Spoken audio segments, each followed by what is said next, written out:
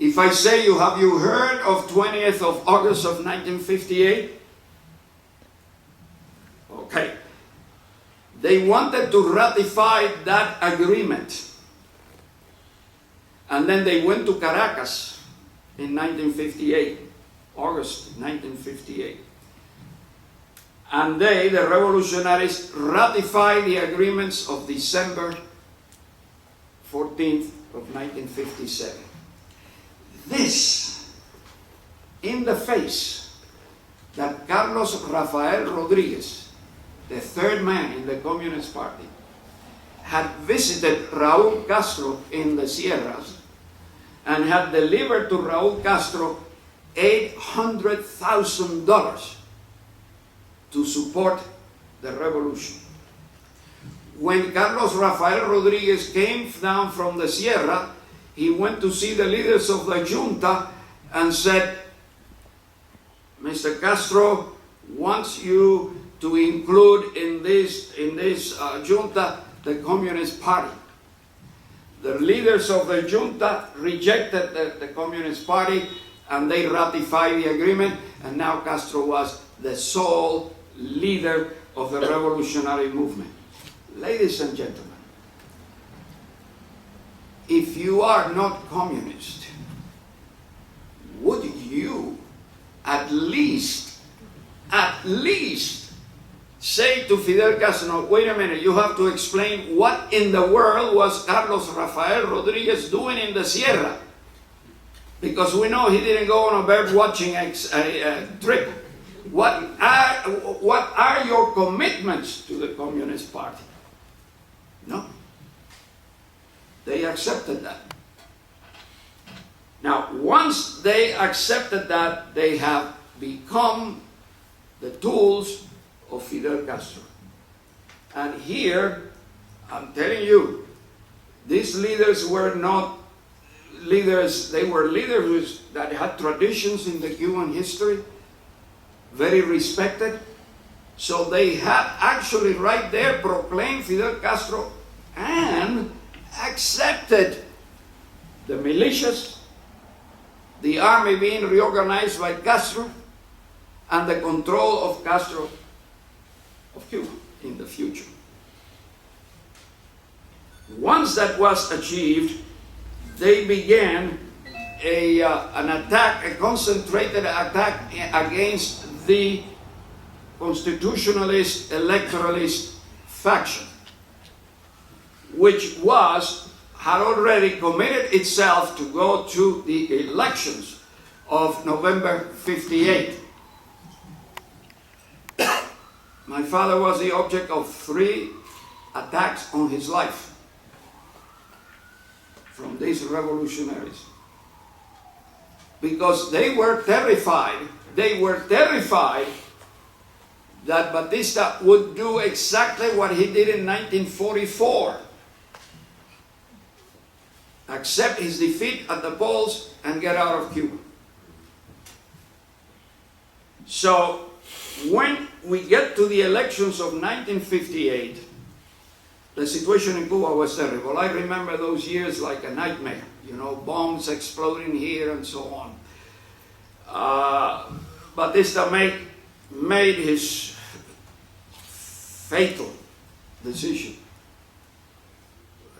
There are many theories today, I'm not going to go into them, that the army was the one that stole the election, that Batista really didn't know what was going on at that time, or that he actually ordered the elections being stolen from. But I don't know if you know that very recently, this book was about to go to the press, and very recently came the memoirs of General Tavernilla, who was the chief of the armies, the Cuban Armed Forces.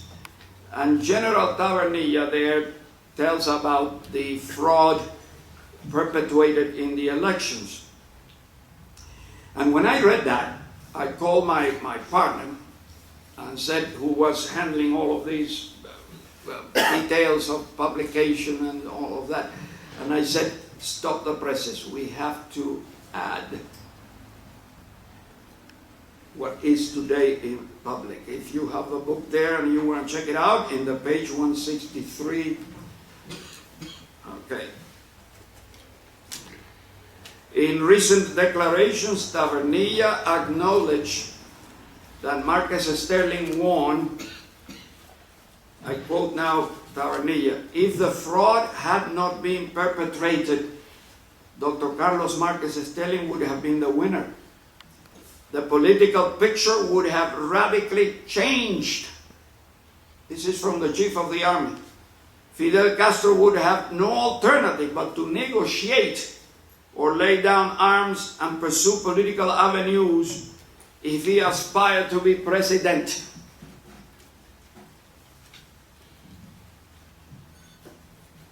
Fidel Castro himself, after victory, flying to Buenos Aires to an economic conference, turned to the Argentinian ambassador, who was his host, and said, "Of all the opposition leaders, the one we fear the most, respected the most, was Marquez-Sterling. If he had won, if the government had recognized his victory, I would not be here today with you." Che Guevara ordered the arrest of my father 2 or 3 days after victory, and then had an interview with him, not a very agreeable one, but he said, "And to think that you, with your politics," told my father, "almost derailed an entire revolution." Very interesting that, coming from different sides, was recognizing, not if my father won or not, but it was recognizing that the electoralist position could have solved the problem of Cuba, which is what truly the Cuban people wanted at that time. Batista will have to, well, he died already, whatever he is. I don't think he's there, I think he's here. But will live forever with the horrendous mistake that made and condemned Cuba to a government that, say what you say, found a country on the lane for first world status and has reduced it today in many lines, in many ways, behind poor Haiti. Now that's quite an achievement. No Argentinians here? No. It's a wonderful joke. No. That the Argentinians are the only country that have underdeveloped themselves in the last 40 years. But friends, I think what I wanted to say in this book, and it's the truth and only the truth for posterity. History is not going to change. The Cuba of tomorrow will be a different place, totally, of what existed before or existed today. But the truth always comes through. But truth has leathern shoes. It walks very slowly, but sooner or later emerges. If you have any questions, I would love to answer them. Yes.